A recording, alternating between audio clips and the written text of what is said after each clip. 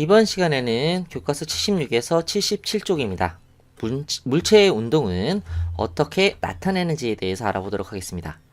물체의 운동에 대해 알아보기 1번. 시간이 지남에 따라 물체의 위치가 변할 때 물체가 운동한다 라고 합니다. 다시 읽어봅니다. 시간이 지남에 따라 물체의 위치가 변할 때 물체가 운동한다 라고 합니다. 자, 지금 어떤 물체가 여기 있었는데요. 그런데 이 물체가 1초 후에 요만큼 가고요. 또 1초 후에 또 요만큼 가고요. 또 1초 후에 또 요만큼 갔어요. 이렇게 시간에 따라 물체가 이렇게 이동을 했잖아. 위치가 변했잖아. 이때 뭐라 그런다? 운동한다 라고 한다고요. 운동한다. 이 물체가 운동한다. 2번. 물체의 운동을 나타내는 방법은 어떤 게 있냐면 물체가 이동하는데 걸린 시간과 이동 거리로 나타냅니다. 그래서 이렇게 이 그림을 잠깐 보면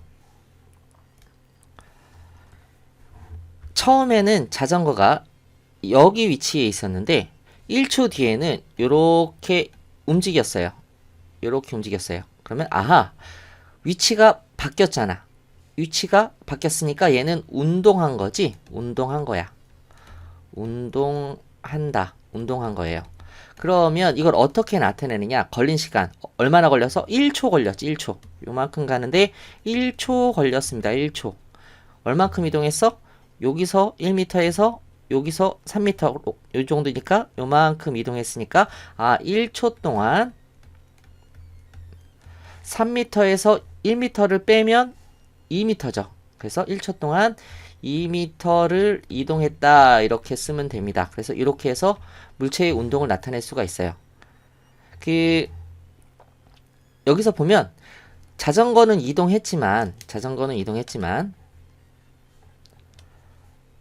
뭐 여기 있는 교통 표지판이라든지 나무라든지 건물은 이동하지 않았지 1초 동안. 그래서 얘네들은 운동하지 않은 것들이에요. 이렇게 말할 수 있어야 됩니다. 그럼 다시 돌아가서 3번 운동하는 물체와 운동하지 않은 물체를 알아봅시다. 운동하는 물체란 시간이 지남에 따라 위치가 변하는 거지. 시간이 지남에 따라 위치가 변하는 물체를 운동하는 물체라고 하고요. 운동하지 않은 물체는 당연히 변하지 않는 물체 위치가. 시간이 지남에 따라 위치가 변하지 않는 물체, 가만히 있는 물체. 여기서 뭐 약국 건물, 교통 표지판, 그리고 뭐 나무 이런 것들이 운동하지 않는 물체입니다. 뭐 실질적으로 여러 가지 예가 있을 수 있는데 운동하는 물체는 걷는 사람, 서 있는 사람 아니에요. 걷는 사람이고, 그리고 뭐 하늘을 나는 비둘기, 그리고 떨어지는 낙엽, 땅에 떨어져 있는 낙엽은 운동하지 않는 물체겠지. 달리는 자동차, 이건 운동하는 물체. 주차장에 서 있는 자동차는 운동하지 않는 물체. 하늘을 나는 비행기, 얘네들은 모두 다 시간이 지남에 따라 위치가 변하는 물체들이에요. 그래서 운동하는 물체입니다. 그 다음에 운동하지 않는 물체는 신호등, 땅에 딱 박혀 있잖아. 가만히 있잖아. 얘는 움직이지 않고. 도로 표지판도 그렇고 건물도 그렇고 모두 운동하지 않는 물체. 버스 정류장도 운동하지 않죠. 그 다음에 가로수, 가로등, 분수대, 동상, 주차된 자동차, 얘네들은 모두 운동하지 않는 물체예요. 시간에 따라 위치가 변하지 않고 계속 그 자리에 있기 때문에. 자, 탐구활동 봅니다. 물체의 운동 나타내기 탐구 방법.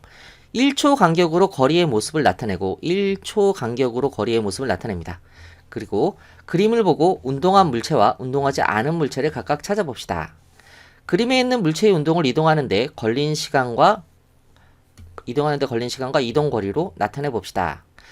걸린 시간과 이동 거리로 물체의 운동을 나타낼 수 있다 그랬죠.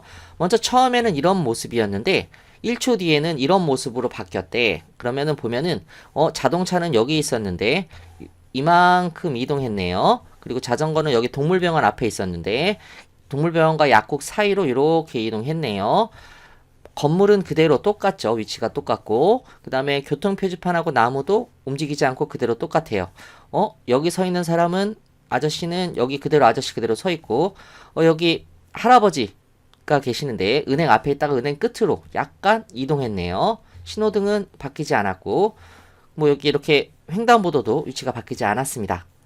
자, 그러면은 운동한 물체는 자전거와 자동차와 그리고 할아버지 이렇게 세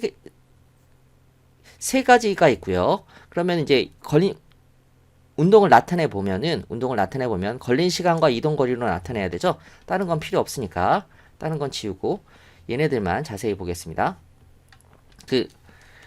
이렇게 세 개가 이동한 건데 먼저 여기 0m에 있었죠. 0m에 있었는데 자동차는 0m에서 요만큼 여기 가운데 부분이니까 7m가 답이겠네요. 7m. 자동차는 1초 동안 7m를 이동한 게 되는 거고 얘는 아까 했죠.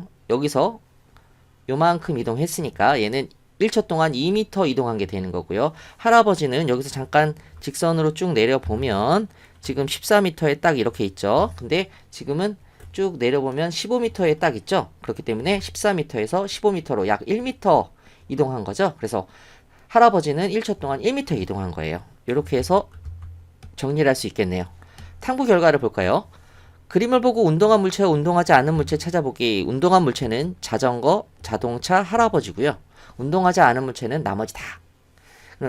그림에 있는 물체의 운동을 이동하는데 걸린 시간과 이동 거리로 나타내기. 걸린 시간과 이동 거리로 나타내는 거예요. 자, 자전거는 1초 동안 2m를 이동했고요. 할아버지는 1초 동안 1m, 자동차는 1초 동안 7m를 이동했습니다. 이렇게 나타낼 수 있습니다. 3번 더 생각해보기. 학교에서 집까지 나의 운동을 이동하는데 걸린 시간과 이동 거리로 나타내 볼까요? 뭐 예를 들어 여기에 집이 있는데 여기에 학교가 있어. 학교. 내가 여기서부터 이렇게 쭉 이렇게 가는데 여기서부터 여기까지의 그 거리가 예를 들어 900m야. 900m야. 그런데 내가 이거를 7분 동안 갔어. 7분 동안. 걸린 시간과 이동 거리로 나타내야 된다고. 걸린 시간, 이동 거리. 그래서 나는 7분 동안 900m를 이동하였습니다. 만약에 여기서부터 여기까지의 거리가 1400m야. 집에서부터 학교까지의 거리가. 근데 나는 15분 걸렸어. 학교까지 가는데. 그럼 나는 15분 동안 1400m를 이동하였습니다. 이렇게 나타내면 되겠죠. 여러분의 집과 학교의 거리가 다 다르기 때문에 이건 정답이 없는 거예요. 근데 중요한 거는 운동을 나타낼 때는 어떻게 표현하냐면 이동하는데 걸린 시간을 나타내야 되고 그 다음에 얼만큼 이동했는지 이동 거리를 함께 나타내야 돼요. 함께. 꼭 기억하시기 바랍니다. 수고하셨습니다.